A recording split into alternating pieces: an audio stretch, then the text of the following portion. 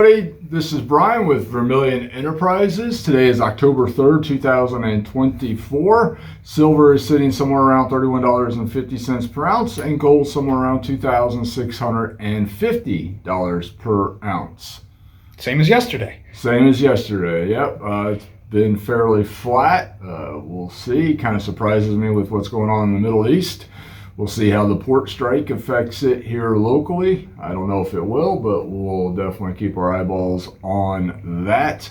I don't think the port strike is going to directly affect our industry like it is so many others, but we're definitely going to keep our eyeballs on it and see what transpires there. So it is Thursday. We are doing an inventory and premiums update. No changes on premiums from yesterday. Just go over a little bit of inventory changes, and we'll get you guys and gals on your way.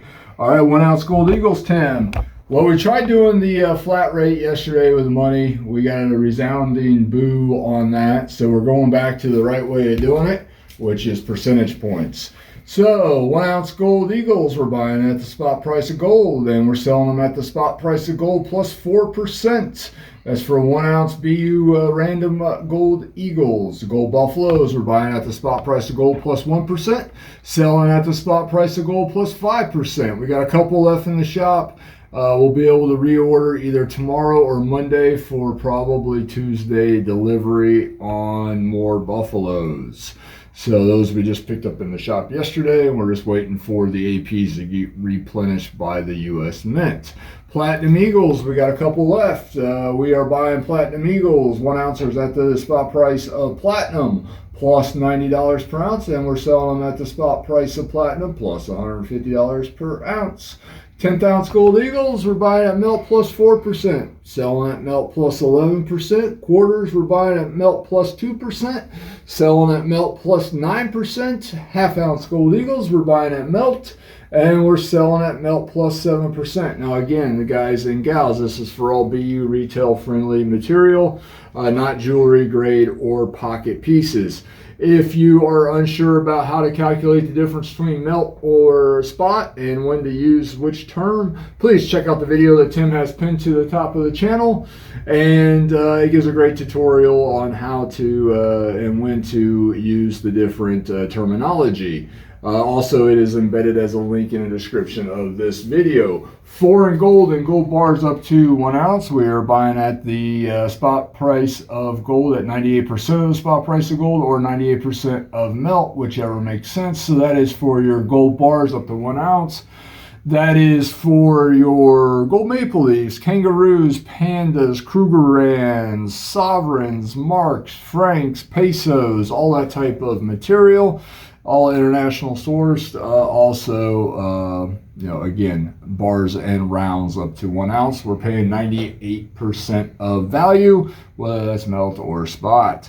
All right, graded Morgans, common day Morgans, 1878 to 1904. NGC or PCGS graded. You'll see various levels of toning on these coins, various generational holders. 63s were selling at 70, MS64s were selling at 90, MS65s were selling at $165. That's per coin. The great Christmas gifts right there. Generic silver, we got off-quality rounds and off-quality foreign silver that we're selling at the spot price of silver. This material is going to be milky, overly toned, maybe scratched up.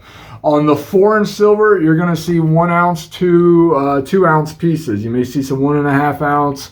You may see some 1 3/4 Canadian stuff. They're Britannias, or the Queen's Beast type material that's milky. Those are 2 ounces. So you're going to see various size pieces in that.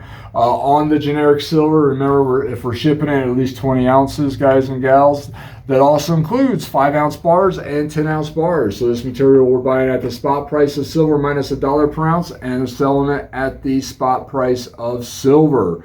That's for 5 ounce, 10 ounce bars, off quality silver rounds, off quality foreign silver. And like I said, on the foreign silver, you may see various size pieces. So just keep that in mind. When someone calls in and says they want to order 20 ounces or 25 ounces, 30 ounces, whatever it is of the foreign silver, we're literally just putting it on the scale and getting to that ounce point. So makes sense, Tim? Makes sense. All right. Then we get into junk 90. So this is your 1964 silver dimes, silver quarters, half dollars, 1 ounce silver bars that are retail friendly, and then solid design retail friendly tubes of 1 ounce rounds. We're buying these at the spot price of silver minus $1 per ounce, and we're selling for the spot price of silver plus 50 cents per ounce. Now on the junk 90, if you're not sure about how to use that to calculate the times face, again, check out that video that Tim has pinned to the top of the channel or embedded as a link in the description of this video, and that will help guide you on how to determine the face value.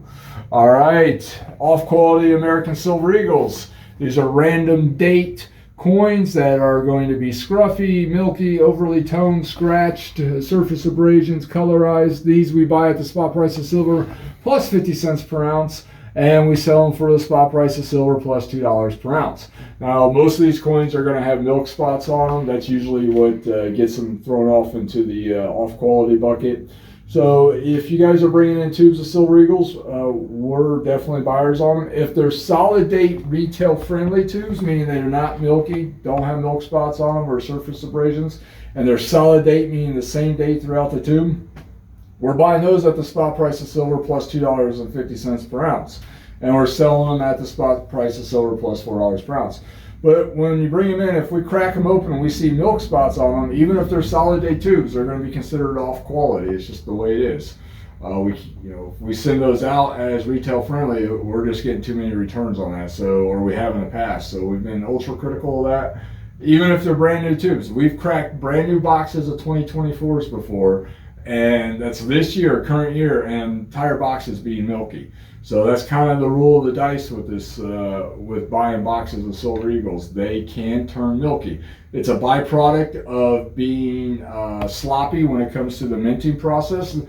There's nothing that you can do about it with storage and handling and all that. Coins are either going to get milky or they're not. And again, that's because of the way that the U.S. Mint handled the product during the minting process. It's nothing that you did wrong or whoever you bought it from did wrong. It's just that it was sloppily prepared by the U.S. Mint. And that is a huge problem with the Royal Canadian Mint, as we've seen in the past. The United Kingdom Mint, the British Mint, whatever they call themselves, anything with the Queen's head or a King's head on it is notorious for getting milky. It's just the way it is. Australian stuff is brutal. We do check it when it comes in. We verify whether it is spotty or not. So it's just kind of the way it is. But we're always buying and selling. We do have retail friendly Silver Eagles in stock if you are interested in them. All right, we are Vermillion Enterprises. We do ship throughout the country. We've kind of had a shipping update here locally. AI has hit the shipping industry. So we are now, we have turned away from using UPS as a whole to going to FedEx. So what has happened? So starting, I forget what the exact date is, in November, the UPS hub here in Brooksville, which is the big one that we use, is no longer going to have human beings working at the counter, accepting packages, scanning packages, getting us drop-off receipts. They are going the way that the rest of the world is going, and they're just doing everything automated. So that doesn't work in our industry. We can't just drop off packages and not get receipts and so forth scanned in and properly put behind the counter. We can't do that with what we're shipping. We're not shipping little Johnny a Christmas present here. This is real material, so we are having to use FedEx now. Nothing wrong with FedEx. We were just set up and ready to go with UPS, so that's why we've always stuck with them platform-wise. But they're going the way that the rest of the world will be going here pretty soon. And it just doesn't work for us any longer. And I don't know if all the hubs are going that direction. I imagine they are, but the Brooksville hub is definitely going that direction. So sometime in November, they're cutting that off. And so we're just preemptively getting ready and switching over to FedEx. So, but I mean, at some point in time, I'm sure they will do the same thing. All right. Anything else we need to add? Yeah. So we do ship. That's where I was going with this. We do ship throughout the country using USPS or FedEx now.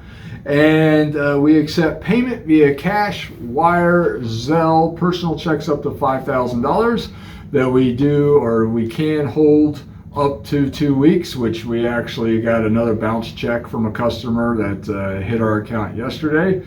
So we actually deposited on Monday. Wells Fargo caught it yesterday. So what is that, 3 days in the bank before they kicked it out as a bad check.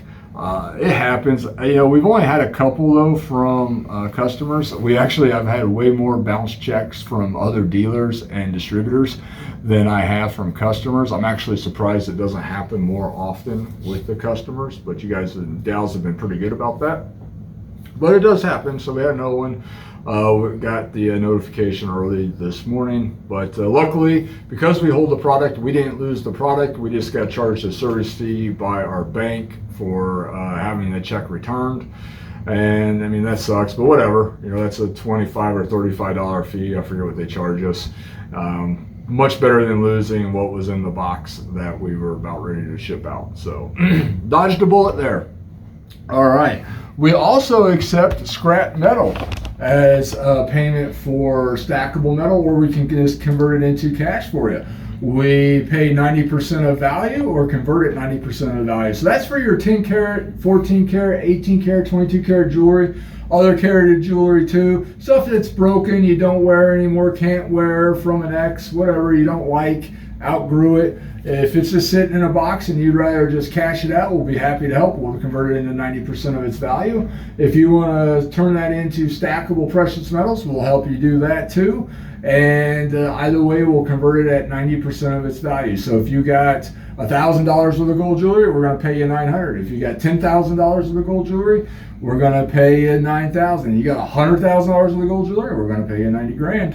It's that simple. And also works with sterling silver flatware, sterling silver rounds, tea sets, hollowware, tableware, any of that stuff. We pay 90% of its value. It's determined based on the weight of the material, the purity of the material, and also the price of gold or silver at the time that you either bring it in or that you ship it in. We do require a copy of your driver's license or state ID at the time that you come on in. And because it's jewelry and flatware and that type of material is considered a secondhand good in the state of Florida, and we have to do some paperwork on our end that goes to the sheriff's department. We are required by law to do so, which we do. So just keep that in mind. If you're bringing it in, just make sure you got a copy of your current ID with you, because that's the first thing we're going to ask you for. And or if you are sending a scrap in, please just include a copy of your ID. Everybody's been really good about that, so no issues there. Just it is a requirement that we have by law here in the state of Florida. All right.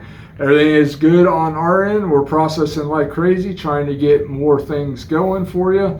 And but a lot has been pouring in. We just sent another like 957 ounces of silver, 999 silver to the refinery today. It's a bunch of 100-ounce bars and kilo bars. So we're out of 100-ounce bars and kilos at the moment.